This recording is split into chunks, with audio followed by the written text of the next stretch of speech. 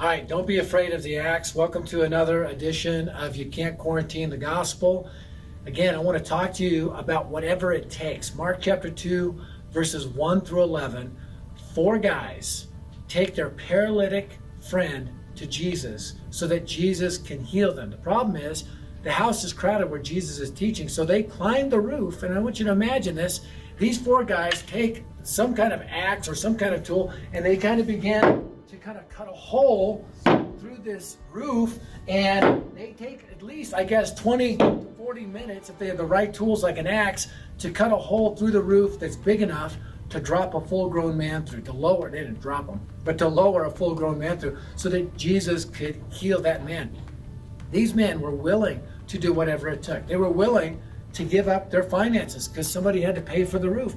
They were willing to risk their lives because I was a roofer for 8 years. I'll tell you right now, the most dangerous part of roofing is tear off, because you're literally tearing off the ground from underneath it. You could fall through the roof.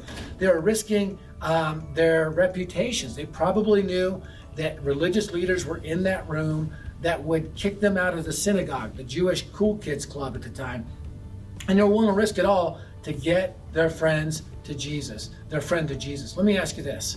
What are you willing to risk to get your friend to Jesus? Are you willing to risk having that gospel conversation? And again, you may be stuck in your room, maybe you're not going to work or going to school, but now's the time to do what it takes to break through those walls and share with your friend the hope of Jesus Christ. Why should we do whatever it takes to get our friends to Jesus? Because Jesus was willing to do whatever it took to get out to us. 2,000 years ago, Jesus Christ got up out of his throne and took an axe of sword and tore a hole through the floor of heaven. He lowered himself through. He gave up his riches and reputation as King of Kings and Lord of Lords.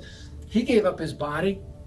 He was crucified on the cross. He gave up his closest relationship. Hanging on the cross, he screamed, my God, why have you forsaken me?" Because in that moment, the Father turned his back on his Son because Jesus bore our sin.